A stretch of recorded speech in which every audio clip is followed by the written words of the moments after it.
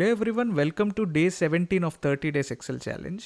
So last క్లాస్లో మనం different kinds of bar charts, bar చార్ట్లోనే ప్రోగ్రెస్ చార్ట్స్, బార్ చార్ట్లోనే స్టాక్డ్ బార్ చార్ట్ ఎలాగా, అలాగే క్లస్టర్డ్ బార్ చార్ట్ ఎలాగా ఇవన్నీ చూసాం కదా. సో ఈ క్లాస్లో మనం ఏం చేద్దాం అంటే, సపోజ్ సేమ్ బార్ చార్ట్, ఇప్పుడు ఒక బార్ చార్ట్ పెడతాను చూడండి.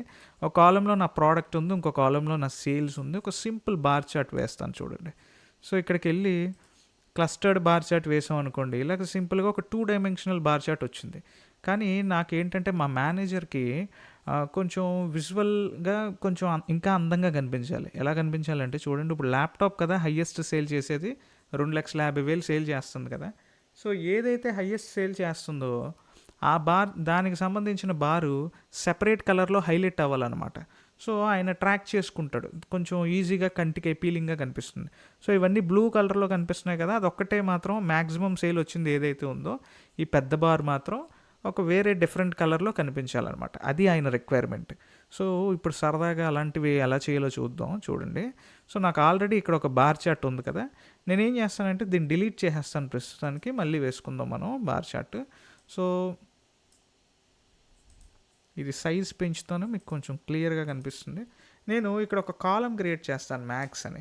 సో ఈ కాలం యొక్క మీనింగ్ ఏంటంటే, ఈ కాలం యొక్క రిక్వైర్మెంట్ ఏంటంటే చూడండి, నేను ఇక్కడ ఒక ఫార్ములా రాస్తాను.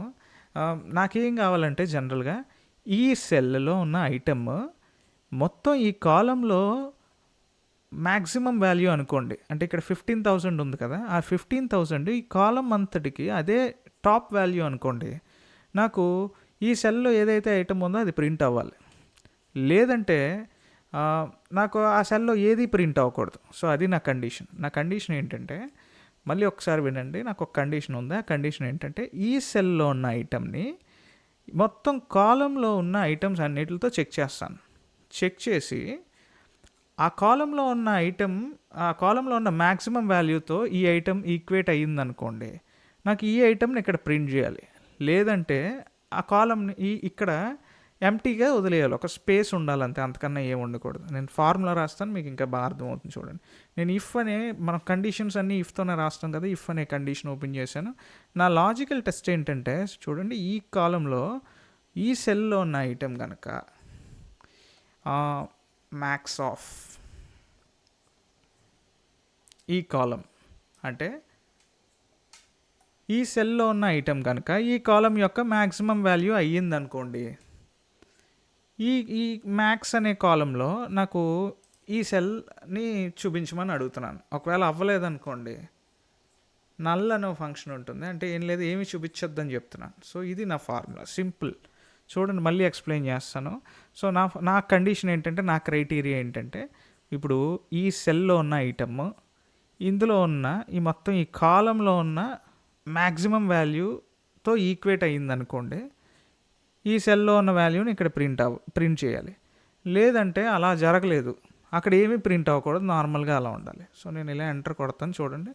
సో ఇక్కడ ఏం జరిగిందంటే, ఇక్కడ ఏమీ ప్రింట్ అవ్వకుండా లేకుండా మనం నల్ కొడితే ఇక్కడ ఎర్రర్ ప్రింట్ అయింది, నేమ్ ఎర్రర్. సర్లేండి, అలా ఉండనివ్వండి. అసలు ముందు మనం చార్టింగ్ చూద్దాం. అక్కడ ఏదైనా ఎర్రర్ వస్తే మనం ఇక్కడికి వచ్చి చేంజ్ చేసుకుందాం. సపోజ్ నేను ఇప్పుడు ప్రస్తుతానికి 2 కాలమ్సే తీసుకుంటాను. ఇన్సర్ట్లోకి వెళ్తాను, ఇక్కడ చూడండి బార్ చార్ట్ అని ఉంది, ఇక్కడ 2 డైమెన్షనల్ బార్ చార్ట్ పెట్టుకున్నాం, క్లస్టర్డ్ బార్ చార్ట్. సో నాకు ఇప్పుడు ఈ డైమెన్షన్ కూడా ఇక్కడ కనిపించాలి.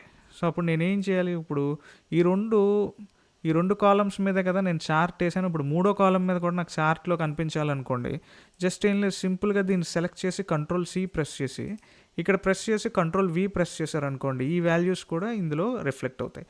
మీరు చూడొచ్చు, ఇవన్నీ బ్లూ కలర్లో ఉన్నాయి. మ్యాక్సిమం వాల్యూ దేనికైతే ఉందో ల్యాప్టాప్కి ఉంది కదా, అది మాత్రం చూడండి బ్లూ కలర్ది ఉంది, ఆరెంజ్ కలర్ది ఉంది. ఎందుకంటే ఇక్కడ చూడండి, ఇప్పుడు మీకు అర్థమవుతుంది, ఇప్పుడు చాలా క్లియర్ కట్గా అర్థమవుతుంది. ఏదైతే మ్యాక్సిమం వాల్యూ ఉందో ల్యాప్టాప్కి కదా మ్యాక్సిమం వాల్యూ ఉంది, సో దానికే మ్యాక్సిమం కాలంలో వాల్యూ రిఫ్లెక్ట్ అవ్వాలి. మిగిలినవన్నీ కూడా నార్మల్గా ఎర్రర్ రావాలి, లేదంటే ఎంటీ స్పేస్ అయినా ఉండాలి. సో అది మన రిక్వైర్మెంట్. అప్పుడు మాత్రమే మనకి ఇలాగా మ్యాక్సిమం వాల్యూ వచ్చిన చోట మాత్రమే 2 బార్లు వస్తాయి. సో అప్పుడు నేను ఏం చేస్తానంటే, ఫస్ట్ ఆఫ్ ఆల్ నేను మీకు కొన్ని ఎడిటింగ్ టెక్నిక్స్ చెప్పాను కదా, వీటికి ఫార్మాటింగ్ టెక్నిక్స్, Ctrl+1 ప్రెస్ చేయండి, లేదా డబల్ క్లిక్ కొట్టండి, ఇది ఓపెన్ అవుతుంది, చార్టింగ్ ఆప్షన్ ఓపెన్ అవుతుంది. సో మీరు ఇక్కడికి వెళ్ళి ఈ గ్యాప్ విత్ ఉంది కదా, ఈ గ్యాప్ విత్ని తగ్గించుకోండి. మీకు కొంచెం క్లియర్గా లెజిబుల్గా కనిపిస్తాయి బార్స్ అన్నీ కూడా. సో దీని తర్వాత మీరు డిఫరెంట్ ఆప్షన్స్ ఇక్కడ ఎక్స్ప్లోర్ చేసుకోవచ్చు. అవి మీరు ఎక్స్ప్లోర్ చేసుకోండి. పాత వీడియోలో చెప్పాను నేను, లాస్ట్ వీడియోలో. సో ఇక్కడ ఇంకొక ఆప్షన్ ఏంటంటే, దీన్ని డబుల్ క్లిక్ ఇస్తే ఈ బార్ సెలెక్ట్ అవుతుంది. ఆరెంజ్ బార్కి డబుల్ క్లిక్ ఇవ్వండి, ఏదైతే మ్యాక్సిమం కాలంలో ఉన్న బార్ ఉంది కదా దానికి.